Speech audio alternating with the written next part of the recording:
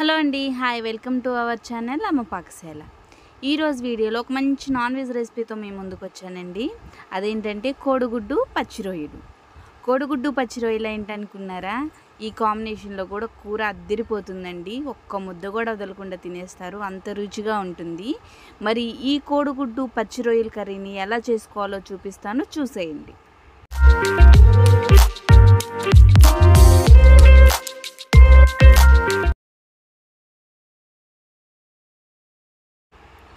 కోడిగుడ్డు పచ్చి రొయ్యల కర్రీ చేసుకోవడానికి ముందుగా ఒక బాండీ పెట్టేసుకొని మనం ముందుగా శుభ్రం చేసి పెట్టుకున్న పచ్చి రొయ్యలు ఉన్నాయి కదండి, నీసు వాసన లేకుండా కడుక్కోవాలండి. ఉప్పు పసుపు వేస్తే నీసు వాసన అనేది పోతుంది.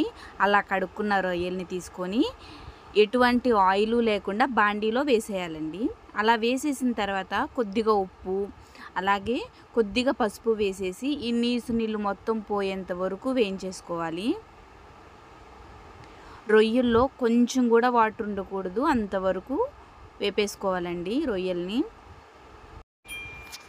చూసారు కదా, కొద్దిసేపటికే ఇట్లా వాటర్ అనేది బయటకు వచ్చేస్తుంది. ఈ వాటర్ మొత్తం అయిపోయిన తర్వాత ఈ రకంగా వేపేసుకోవాలి రొయ్యల్ని. ఇలా వేపుకున్న రొయ్యల్ని తీసుకొని పక్కన పెట్టేసుకోవాలి.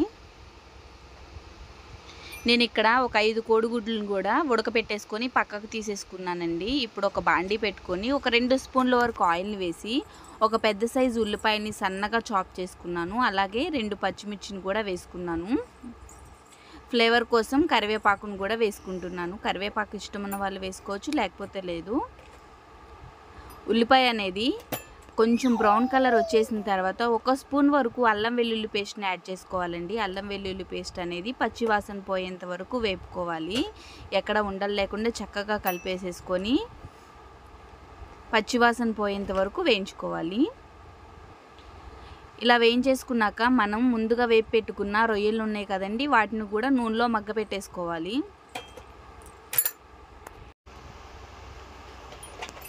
ఇలా ఒక 3 నిమిషాల వరకు మగ్గపెట్టేసుకోవాలండి. ఇప్పుడు మనం సన్నగా చాప్ చేసుకున్న టమాటాలను తీసుకొని వీటిలో యాడ్ చేసేసుకోవాలి.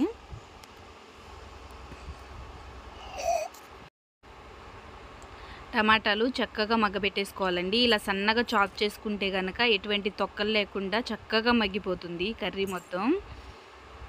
ఇప్పుడు తొందరగా మగ్గడం కోసం కొంచెం ఉప్పును వేసుకుంటున్నాను. టమాటాలో నీరు కూడా బయటకు వచ్చేసేయాలి కదండి, అందుకని వేసుకుంటున్నాను. వేసేసుకొని ఒకసారి మూత పెట్టేసుకుంటున్నాను. ఇలా ఒక 2-3 నిమిషాల తర్వాత ఒక్కసారి ఓపెన్ చేసి చూసినట్టయితే ఆయిల్ అనేది బయటికి తేలిందండి. ఇప్పుడు 1 స్పూన్ వరకు కారాన్ని వేసుకుంటున్నాను. అలాగే కొద్దిగా ధనియాల పౌడర్ని, కొద్దిగా జీలకర్ర పౌడర్ని కూడా వేసుకొని ఈ మసాలాలు మొత్తం పచ్చివాసన పోయేంత వరకు వేయించుకోవాలి. ఇప్పుడు మనం ముందుగా ఉడకపెట్టుకున్న కోడిగుడ్లు ఉన్నాయి కదా, వాటికి ఘాట్లు పెట్టేసుకొని ఈ రొయ్యల కూరలో కలిపేసుకోవాలి.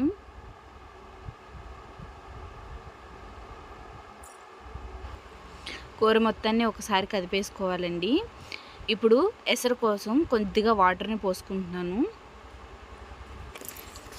కోడిగుడ్లకి ఇలా ఘాట్లు పెట్టుకోవడం వలన దానిలోకి ఉప్పు కారం అనేది వెళ్ళి రుచిగా ఉంటుంది కూర అనేది, అందుకోసం ఘాట్లు పెట్టుకున్నాము. ఇప్పుడు కూర ఆల్మోస్ట్ దగ్గర పడిపోయిందండి. ఒక్కసారి గరిటతో కలుపుకుందాము.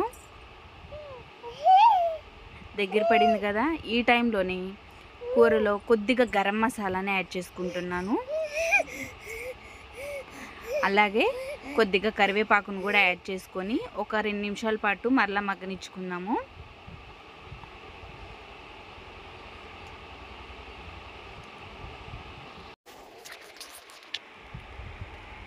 గరం మసాలా అనేది కొంచెం దగ్గర పడుతున్న టైంలో వేస్తే కర్రీకి టేస్ట్ అనేది ఉంటుంది. చూసారు కదా, ఇలా దగ్గరికి రానిచ్చేసానండి. ఇలా అయితే బాగుంటుంది, పులుసు పులుసుగా కాకుండా. అంతేనండి, చాలా ఈజీగా కోడిగుడ్డు పచ్చి రొయ్యల కూర రెడీ అయిపోయింది.